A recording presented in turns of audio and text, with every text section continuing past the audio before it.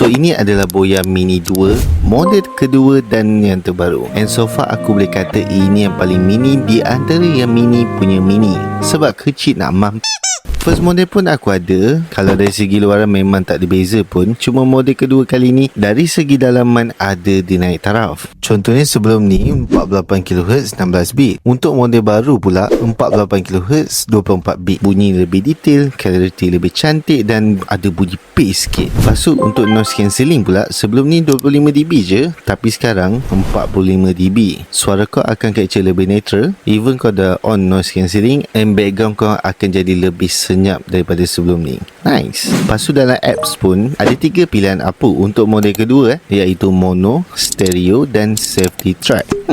And mic gain pula, kalau sebelum ni ada 3 level mic sahaja, tapi model kedua boleh pergi sampai 6 level mic. Nice. Selain tu mic ni kecil, so berat dia cuma 5gram. Bateri pula boleh bertahan 30 jam bersama dengan case. Kalau mic saja 6 jam. Still awesome. Lepas tu jarak mikrofon ni boleh pergi sampai 100 meter. So ini kotak dia. Nice. So dalam ni korang akan dapat user manual, warranty card 2 tahun, USB A to Type-C dan mikrofon tu sendiri. So untuk version aku ni adalah Type-C, tapi kalau korang masih guna Lightning, korang boleh add on untuk adapter jenis Lightning. So don't worry. Lepas tu yang korang dengar ni, dari tadi sampai ke tadi punya tadi, aku menggunakan mic Boya Mini 2 ni sahaja dengan noise cancelling aktif. So kalau korang berminat, link ada dekat bawah. Okay.